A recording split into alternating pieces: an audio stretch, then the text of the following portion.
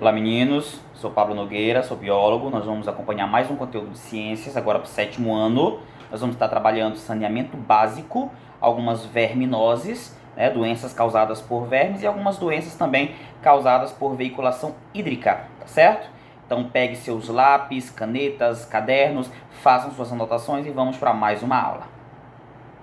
Muito bem, então olha só, nós vamos trabalhar agora um tema bem interessante, que é a questão do parasitismo, enquanto estratégia de vida. E nós vamos estar sempre relacionando esse tema ao saneamento básico, que é outra temática extremamente importante, para a gente estar abordando nesse momento, uma vez que nós também vamos trabalhar as verminoses, as parasitoses, que são doenças aí causadas por vermes, e tentar entender qual é a relação que existe entre o saneamento, e essas doenças. Então vamos lá. Gente, primeiro eu inicio falando que cada espécie de ser vivo está adaptada a um ambiente diferente, a um modo de vida. Os parasitas, por exemplo, coloquei aqui alguns exemplos de parasitas, eles são organismos que se juntam a outros seres vivos, que nós chamamos de hospedeiros, e passam a se alimentar deles. Então, assim, o parasitismo ele é uma relação ecológica que existe entre espécies diferentes, onde uma sempre vai sair beneficiada, no caso do parasita, e outra sempre vai sair prejudicada, que é no caso do hospedeiro, tá bom? Então o parasitismo ele é uma estratégia de vida, na qual o parasita sempre vai se beneficiar ao conseguir alimento de um hospedeiro, tá? Embora o hospedeiro se prejudique, normalmente o parasita nunca vai causar sua morte. Tá? Por exemplo, nós temos aqui um carrapato, nós temos também piolho, por exemplo, é uma espécie de parasita. Então veja bem, eles são exemplos de parasitas que atuam no ser humano. Então ambos apresentam essa capacidade, essa adaptação exatamente como um modo de vida, tá bom? Aí nós vamos falar um pouquinho do que a gente chama de parasita externo e parasita interno. Bom, gente, nós podemos classificar os parasitas quanto a sua forma, quanto a sua forma de vida, quanto o meio em que ele vive, meio externo ou meio interno do organismo de um hospedeiro.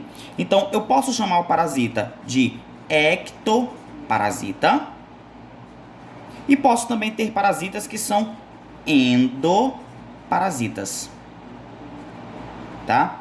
Os ectoparasitas, gente, são parasitas externos.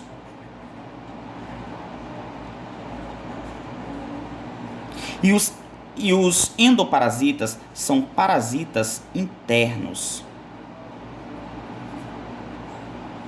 tá? Então veja bem, os piolhos, os carrapatos, por exemplo, são exemplos de parasitas que vivem fora do corpo de um hospedeiro. Então nós chamamos eles de parasitas externos, ou ectoparasitas.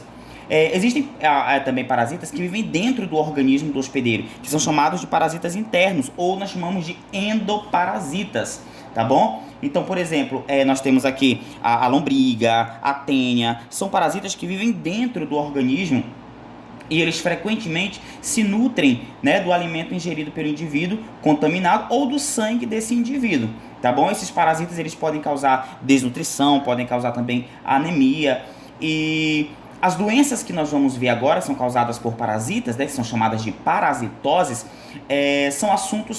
são doenças que são bem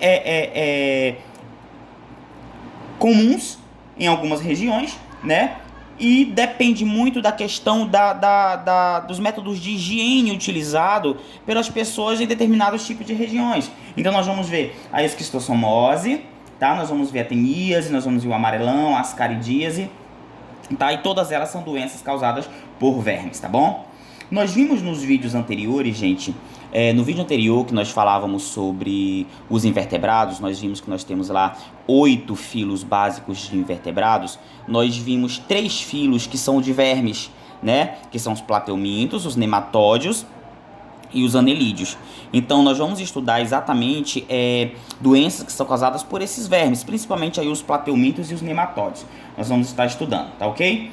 A gente vai começar a falar um pouquinho agora sobre uma doença bem que merece ser bem, só deixa eu ver, ampliar aqui, isso aqui, que merece a gente dar uma atenção para ela, que é a esquistossomose.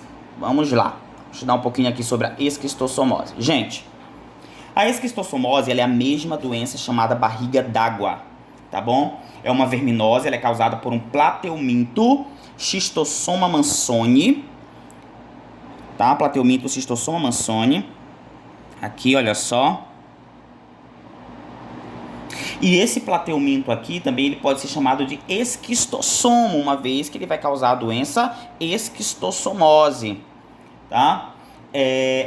Existem dois tipos de hospedeiros para esse verme, que é o ser humano, que é considerado hospedeiro definitivo, e o caramujo de algumas espécies, tá? Não são de todas as espécies, não.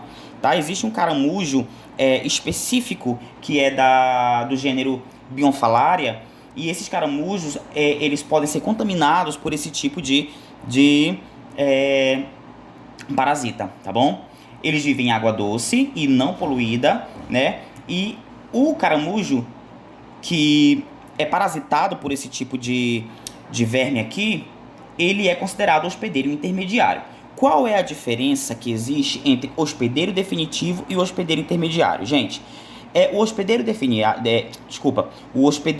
intermediário, ele vai possuir, né, ele vai ser contaminado pelo verme que vai apresentar reprodução assexuada, tá? Já quando essa larva se desenvolve e passa a transmitir o ser humano, que já é o hospedeiro definitivo, esse verme ele vai apresentar agora reprodução sexuada, tá bom? Então a diferença básica entre os hospedeiros é exatamente esse. O parasita no hospedeiro intermediário apresenta a reprodução assexuada, que não envolve gametas sexuais, células sexuais, tá bom? Já no hospedeiro definitivo ele vai apresentar reprodução, o parasita apresenta a reprodução sexuada, que vai envolver gametas, tá bom? Uma pessoa ela pode adquirir a doença, gente, ao entrar na água que contenha pequenas larvas, né, do Schistossoma mansoni, que são chamadas de cercárias, tá? E elas conseguem atravessar a pele humana. A pessoa ela sente uma intensa coceira no local, né, por onde as cercárias penetram, e também isso pode acontecer ao beber água contaminada, tá? Isso também pode provocar a doença. E dentro do corpo, a cercária ela vai se instalar no fígado e lá cresce, se desenvolve e transforma-se num verme adulto. Né? Uma fêmea adulta desse verme, para vocês terem uma ideia, elas podem produzir centenas de ovos por dia, que são eliminados nas fezes da pessoa doente. Tá? E se as fezes contaminadas chegarem aos lagos e nas lagoas, onde os caramujos, os ovos que estão nas fezes, liberam o segundo tipo de larva, que é chamado de miracídio, né? Que contaminam mais caramujos instalados no interior do corpo. Tá? E os miracídios eles se reproduzem, tá? Gerando centenas de novas cercárias que são liberadas na água e podem contaminar outras pessoas. Tá? Então, olha só. Aqui nós temos um esquema do ciclo, né? Então, veja bem. Os ovos são liberados, né, de um humano contaminado através das fezes, da urina. Então, esses ovos liberados aqui nas fezes, eles chegam no ambiente e acabam eclodindo e liberando aí as larvas que são os miracídios, tá? Esses miracídios aqui, ó, eles vão penetrar no tecido dos caramujos, tá? Os caramujos apresentam aí um corpo mole, né? Então os miracídios eles penetram no tecido desses caramujos aqui. Depois disso, esses miracídios eles vão começar a se multiplicar, se desenvolvendo e se desenvolvendo e gerando aí cercárias que são liberadas do caracol que cai na água. Então esse daqui já é o formato de uma cercária, ó, veja bem, tá?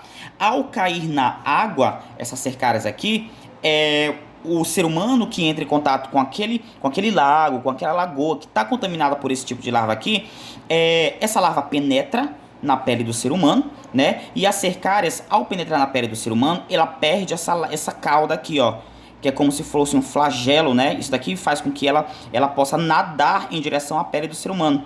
Então, quando a larva penetra na pele do ser humano, a cauda sai, né? E entra aqui só essa região da larva, tá bom?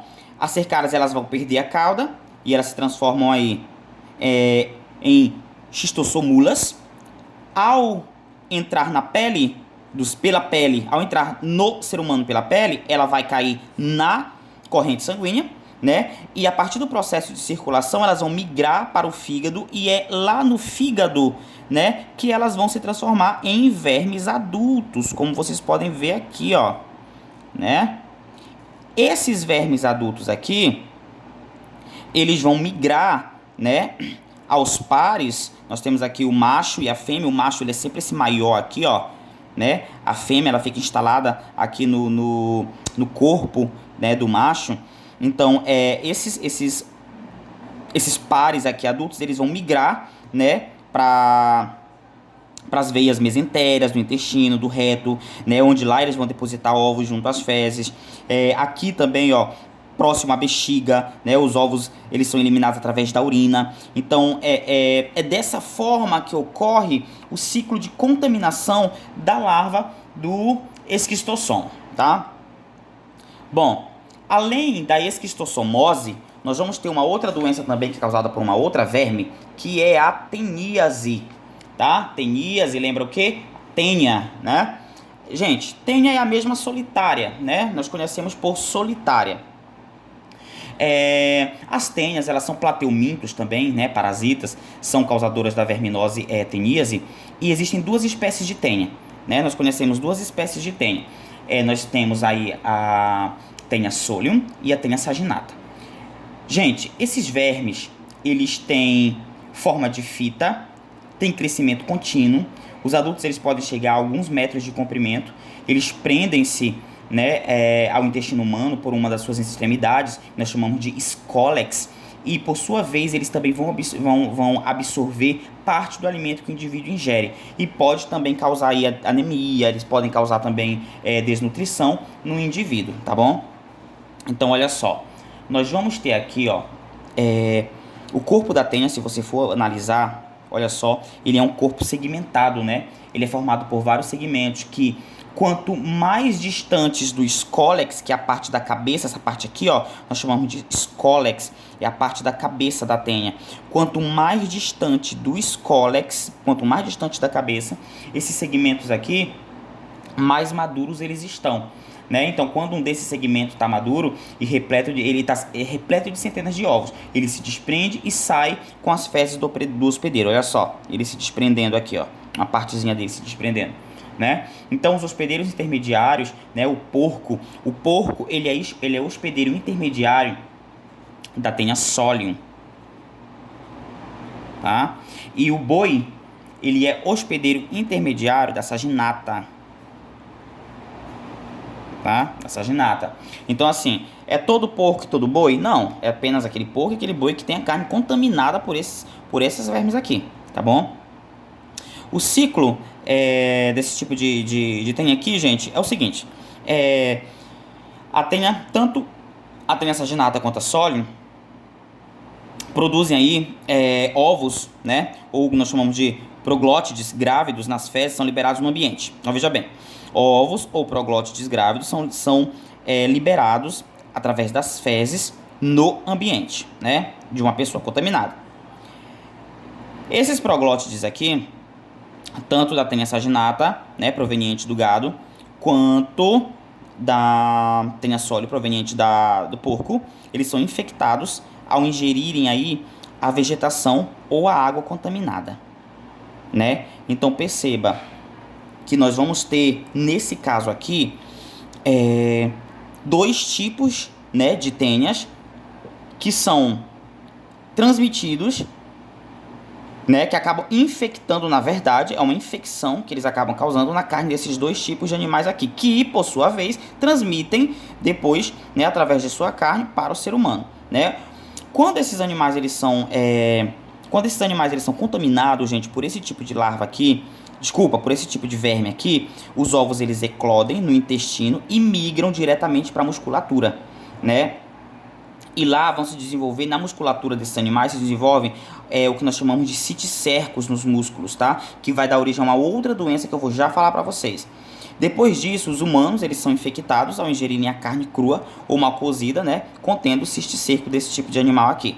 Tá bom, gente? Então, isso aqui é teníase. E nós temos também uma outra doença que é causada também pela tênia, na verdade pela larva da tênia, que nós vamos analisar agora, que é a cisticercose. Por isso aqui, ó, falei para vocês, o cisticercos, né? Que é a cisticercose. Vamos analisar como é que acontece. Veja bem.